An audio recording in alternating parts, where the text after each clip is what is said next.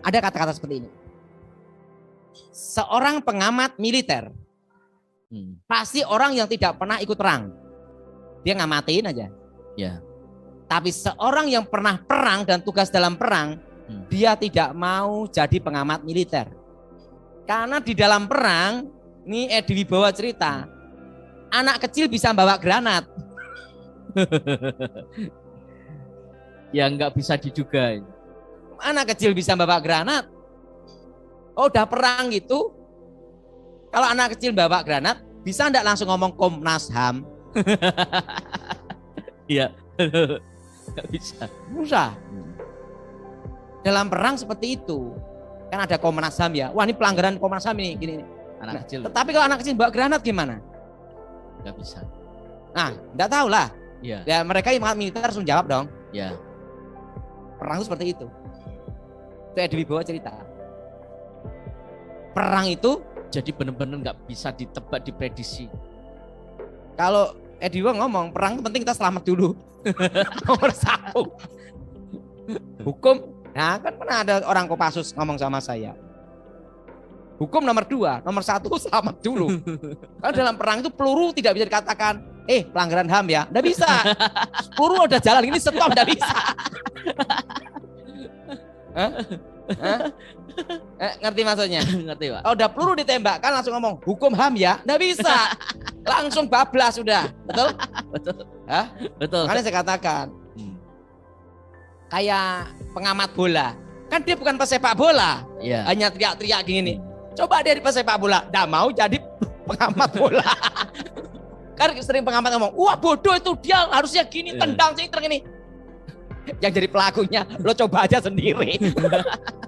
Beda loh, perang itu seperti ini. Kalau dalam perang itu anak kecil bawa granat, gimana Komnas HAM? Susah kan? Ya. HAM gimana? Ya. Ini granat loh. Betul. Nah, atau bawa bom anak kecil. Nah, itu Pak Edi Wibowo cerita sama saya. Dalam perang itu seperti itu. Karena dia pernah perang di Timor Leste. Dan banyak teman-temannya gugur. Nah, itulah hukum perang. Ya. Yang penting selamat dulu. Kalau Edi Wibowo ngomong penting selamat dulu. Kalau perang itu. Penting selamat dulu.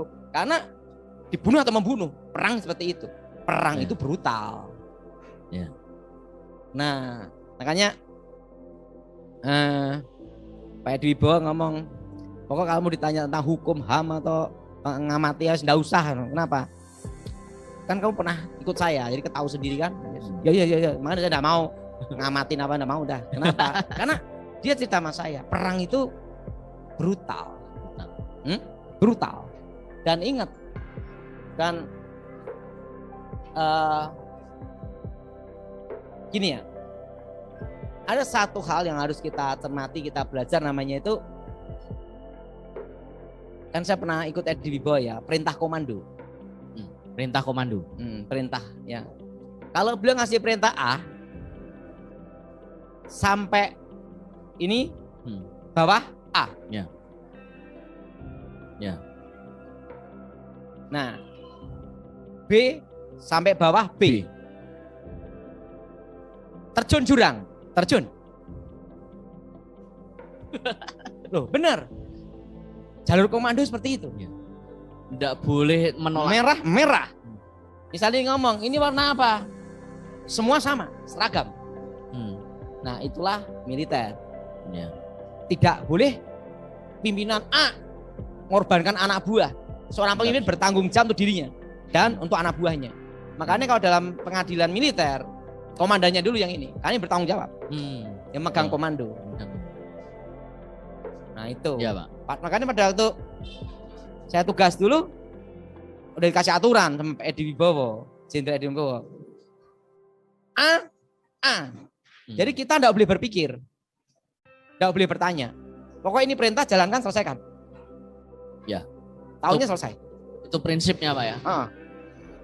Kalau di sipil kan kita ngomong, oh enggak bisa bos, gini-gini. Ya, ada alasan lah. Enggak ada. Paham? Selesaikan gitu. Enggak ada kata-kata gini-gini. Nah, bisa nih Man, siap jalankan, selesaikan. Jadi karena kadang itu kan ini mengorbankan anak buahnya. Gigit sana, gigit sini, gigit sini. Nah, lama-lama satu batalion dong kalau saling menggigit. Betul? Nah, makanya dalam militer tidak bisa. Dalam militer itu hanya satu garis. Makanya dalam militer itu tidak boleh menggigit. Langsung terputus. Des. Dalam operasi apapun des, terputus. Karena yang bertanggung jawab adalah komandan lapangan.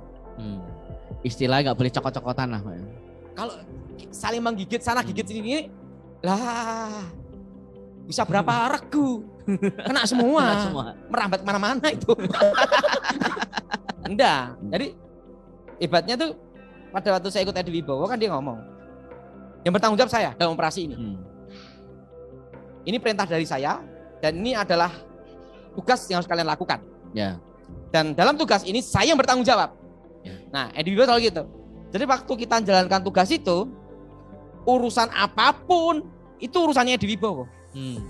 Ya, Pak. Karena apa? Kita hanya pelaksana. Dia yang bertanggung jawab atas perintahnya dia. Tapi kalau kita menjalankan di luar perintahnya, di luar sistem, ya itu urusan kita. Beda. Dibedakan di sini antara tugas dan bukan. Ya. Nah, karena kan pengalaman saya sama Edi Wibowo itu, makanya ingat ya, militer itu, TNI itu kan bersama rakyat, untuk rakyat, kembali ke rakyat, berjuang bersama rakyat. Ya. Nah, itu kan untuk rakyat. Nah, jadi beda. A, B, gitu. Tidak boleh saling apa? Menggigit. Sini gigit sini, ini gigit temannya, ini gigitnya. Beberapa regu kena semua. Oh, bukan regu, batalion. Batalion kena semua. Lah kan dari sini ngalir ke sana. Ini enggak terima, gigit ke sini. Ini sini, gigit ke sini. Gini. Lah aduh, udah berapa batalion? Masuk semua. Nah, kalau di militer tidak seperti itu. Pengalaman saya sama Edi Wibowo, seorang komandan dia ngomong, saya bertanggung jawab dalam operasi ini. Yang penting kalian lakukan tugas ini, selesaikan. Gitu. Dan yang kedua, tidak boleh pulang rumah sebelum ini selesai. Kalau tugas seperti itu. Dan jangan temui saya kalau kalian belum selesaikan tugas. Waduh. Kalau militer jelas, garis lurus itu. Jadi kamu tidak boleh pulang ke rumah sampai tugas selesai. Kedua, tidak boleh ketemu komandan sampai itu selesai. Waduh. Jadi luar biasa ya, begitu beratnya. Itu militer. Makanya saya condong kalau pemimpin calon presiden dari militer. Untuk kalau Pak Jokowi kan dari sipil. Ya. Nah, tapi dia diberkahi Tuhan, ketegasan juga. Ya. Tetapi untuk Pilpres 2024 itu diperlukan militer. Karena apa? Kondisinya beda. Beda gimana kondisinya? Pertama, kondisi sekarang. Perang Rusia. Invasi Ukraina. Karena presidennya Ukraina kan penyanyi pelawak. Nggak tahu strategi perang. Ya untuk main-mainan. Nah, sedangkan si Putin orang punya strategi pengalaman. Militer intelijen. Sudah pengalaman. Tahu enggak? Putin itu strateginya hebat. Dia pukul lalat yang kena para gajah. Dia pukul apa? Lalat. Dia tidak pukul gajah loh. Jadi hanya pukul lalat aja. Tapi yang kena gajah. Ada juga yang mukul gajah kenanya lalat. Nah itu militer. Berarti Putin ini strategi. Coba bayangkan. Kalau Ukraina ini, kita ngomong ya strategi perang ya. Ukraina ini, Rusia mau selesaikan 1 minggu selesai. Tapi kalau orang ahli strategi, oh jangan diserahin dulu dong. Iya. Dibikin bulan-bulanan, bila plus tahun 2 tahun. Nah, iya betul, Pak. Betul, Pak. Hah? Iya nih, Pak. Pukul lalat kena gajah nih, Pak. Repot ini. Iya. Jadi pukul lalat kenanya apa? Gajah. Nah itu strategi militer. Pukul lalat kena gajah. ada pukul gajah dapat kalah. Nah, itu aja. Lah itu bayangin. Untuk buang senjata yang expired, ya ada radiasinya. Itu dibuang di satu tempat tuh harganya mahal sekali. Tempat pembuangan itu. Karena itu kan radioaktif. Nah, Putin pinter, dibuang semua ke Ukraina kan. Gratis.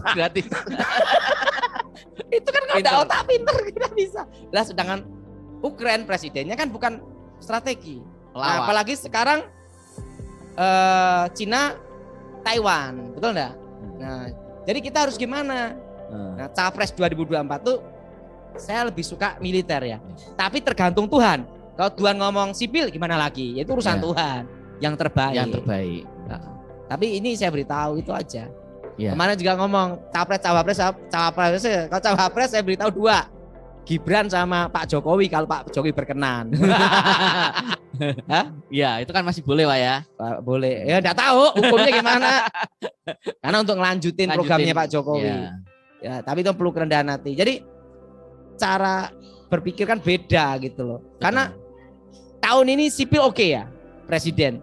Tapi untuk 2024 ini kondisi geopolitik, geostrategis dan perubahan ini politik yang ada di dunia ini kan betul-betul pengaruh besar. Ya. Jadi diperlukan strategi-strategi. Ahli strategi. Ahli strategi. Seperti Bapak Luhut Binsar Panjaitan, itu kan ahli strategi, pengalaman perang kan dia.